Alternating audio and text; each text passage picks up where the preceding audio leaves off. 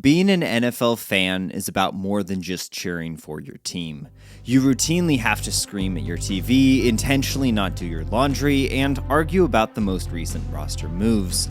But when your team is losing, your job shifts to one thing: playing the blame game. With the Seahawks on a 1-5 skid right now, no one is playing the blame game more than Hawks fans.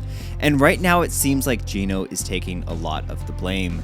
Geno Smith haters are taking victory laps after his 3-interception performance, and that is why I am making this video.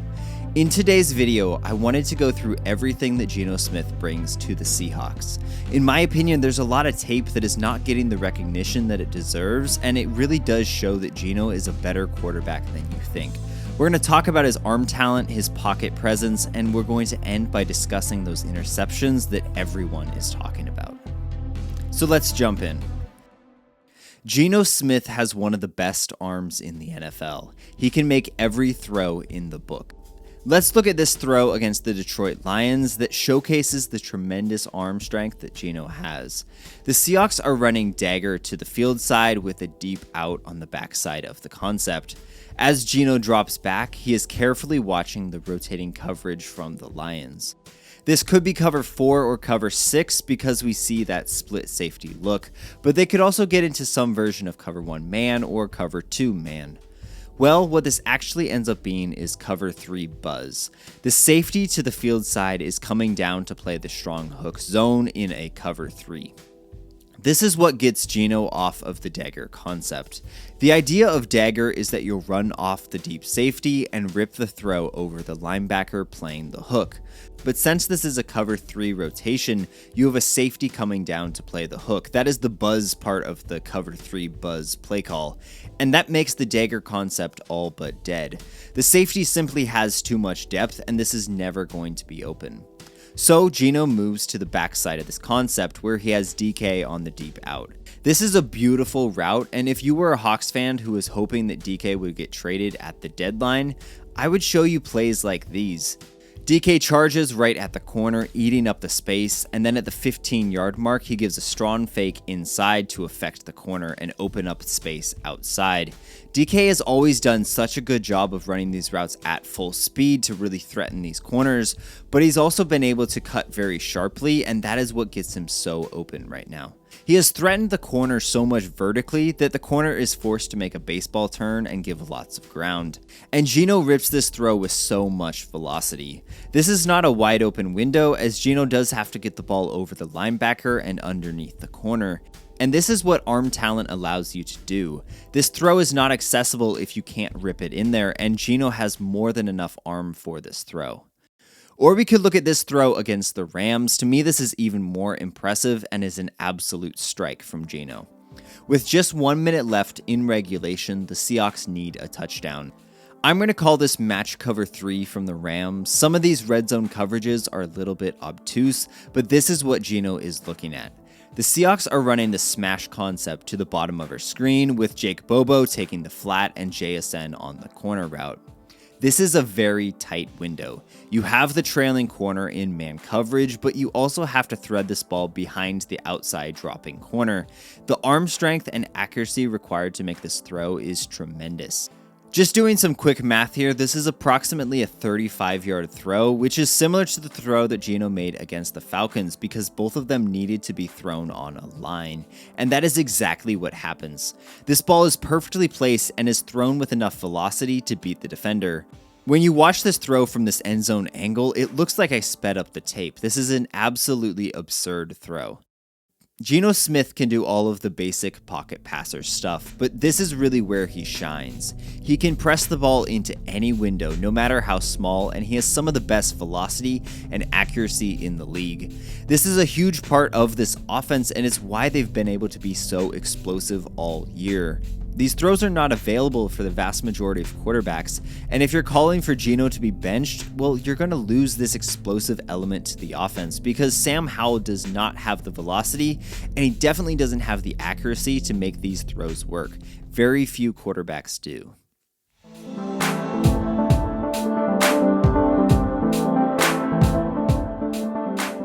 Geno Smith also has some truly exceptional pocket management. He does a great job of avoiding sacks and making the most of this terrible offensive line. This play shows a highlight reel level of pocket presence. Against the Falcons, the Seahawks are running the shock concept to the top of our screen. Shock is a hitch from the outside receiver to draw the defense down, a slot fade from the number 2 to attack over the top, and a stick route from the number 3 to try to get open underneath. The Seahawks have run a lot of these shock concepts this year because Geno throws an excellent slot fade.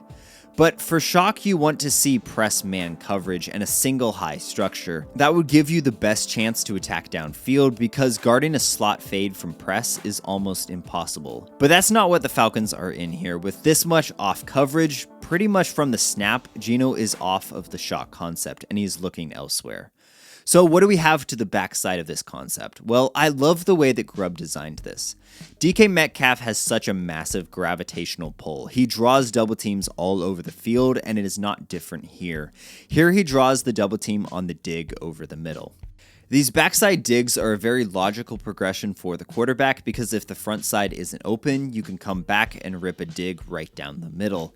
But this is also covered because of that double team. So now Geno gets to the wheel route from K9.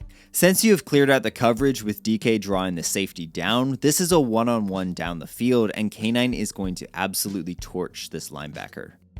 But the issue here is Michael Jarrell is late off of the snap. He's barely able to get a hand on the edge rusher, which throws the entire play off. And this is where Geno's pocket presence comes in. He senses the pressure and steps up to avoid it and gets this throw off with great vision. This is a fantastic throw where Geno lofts it up and allows K9 to go make a great catch. Turning this dead to right sack into a touchdown is another huge strength of Geno's game. These are the types of special plays and is a way that Geno is making up for the shortcomings of this offensive line.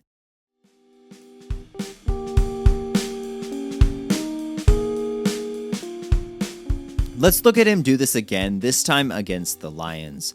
At the top of his drop, there isn't much available downfield and the edges are folding in. But Geno calmly steps up in the pocket and acts like he's going to run.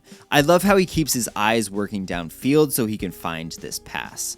This is what managing the pocket looks like. Geno is confident and comfortable in his maneuvering to find the space wherever it may exist. Here he climbs up in the pocket, slows down to let the route develop, and then rips the ball into a tight window. So often we use the term creating to refer to a really athletic quarterback just running around and making stuff happen. But this is what creating in the pocket looks like. He didn't leave the pocket, but he extended the play and found the open window. We have one more play to look at that again highlights how great of a job Geno has done at getting the most out of what was blocked in front of him. We broke down this play in a JSN film breakdown, but again, this is exceptional pocket movement. Geno calmly feels the pressure coming from his right side and slides over to buy time. This is probably not blocked properly as Noah Fant really blocks no one while an unblocked defender is coming off the edge, but Geno's movement makes up for it. This is a fantastic throw. Again, just look at that arm talent, but the pocket movement is also tremendously impressive. Geno Smith has been under siege all season, but he's handled it really well. The number of sacks that he's taken is not a weakness in his game, but it is actually a strength that those numbers are so low. Aiden Hutchinson had 10 pressures against the Seahawks in Week 4 per Next Gen stats. That's more than the entire Seahawks defense got in that game, but Hutch never got home. It's the same story with Bosa. He got 14 pressures and again, 0 sacks. That is what elite pocket presence looks like.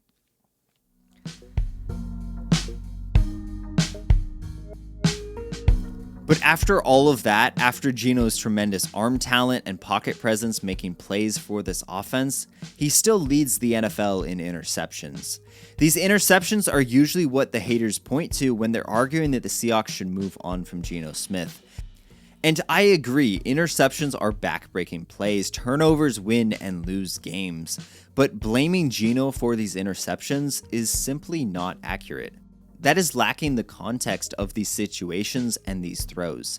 Geno can only be responsible for what he does on the play. He can only control his own decision making and the quality of his throws, and when you go through these interceptions, there's just not the amount of bad throws or bad decisions that you might think. So let's go through them.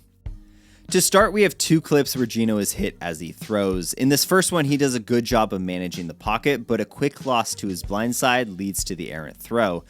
Or we could look at this one against the Rams, where Jarrell actually pushes the defender into Geno for some reason, and that is what allows the defender to close faster than Geno thought he might. I can't put these on Geno. They were very impactful picks, but both of them he navigated perfectly. The blocks in front of him just crumbled almost instantaneously. And then there are the errors from the receivers. Here against the 49ers, DK drifts upfield and lets the defender undercut him for the pick. Or here against the Rams, JSN isn't able to catch the ball and it pops into the defender's hands. Again, good plays from Geno, just bad outcomes. Now we have to look at the more random ones. Geno also had a pass that got tipped, which is not on him either. That's just bad luck. He also had another screen pass where the receiver totally got held and he threw an accurate ball that got picked. That one is on the refs for missing that call and Barner for not managing to somehow get in front of that and knock that down, but that is not on Geno. Next, there's this one against the Lions, which admittedly is a pretty bad pick, but also the Seahawks were down 13 with a minute left. I don't see anything wrong with trying to fit this ball in and give Lockett a chance because the Hawks had to score quickly. This one is practically meaningless.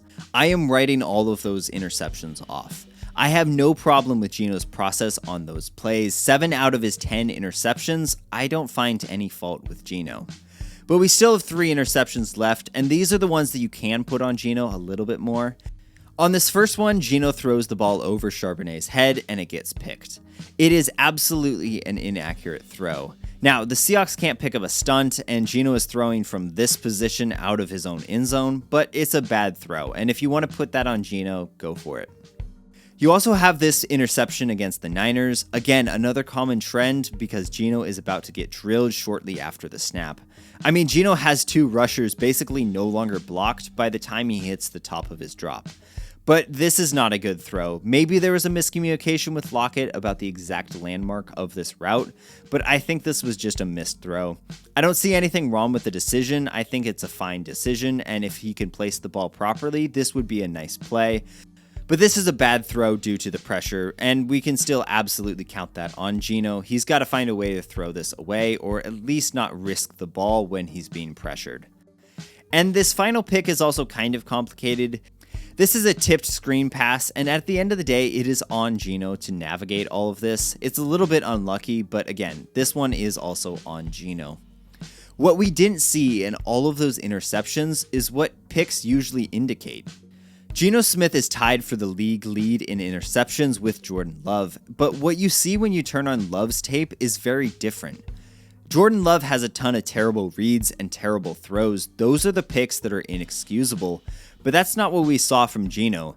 For Geno, most of them were not his fault, and the ones that he did make mistakes were somewhat understandable. In the interest of fairness, Geno does have some dropped picks like all quarterbacks do. I think despite the 3 picks that he threw against the Rams, the worst throw was one that didn't get picked at all. This one he leaves behind Bobo and it should have been picked. But at the end of the day, Geno Smith takes care of the football. PFF has him with a top 10 lowest turnover-worthy play rate among qualifying quarterbacks. The notion that Geno Smith is a reckless quarterback is just wrong. There was some truth to that in previous years, but this year he really has cleaned it up, and his decision-making is now some of the best in the league. Unfortunately for him, that's just not showing up in the picks column quite yet.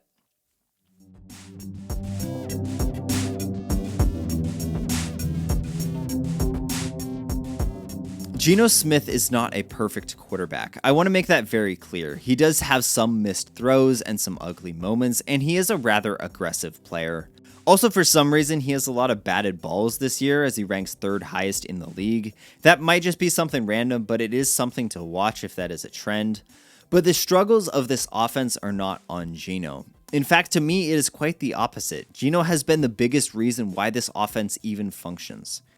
The Seahawks are not going to bench Geno because they think Sam Howell is better. That is not going to happen because Geno is simply a much better quarterback. And I also don't think they're going to bench Geno because they're blowing up the team and tearing it down. If you're one of those fans that says the Seahawks need to blow everything up and start Sam Howell, I couldn't disagree more. I don't think that is rooted in where the Seahawks are as a team right now or where they are going. The Seahawks are not a bad team. They are a talented team, and I do still believe in their coaches. This is not a tear it all down and tank type roster.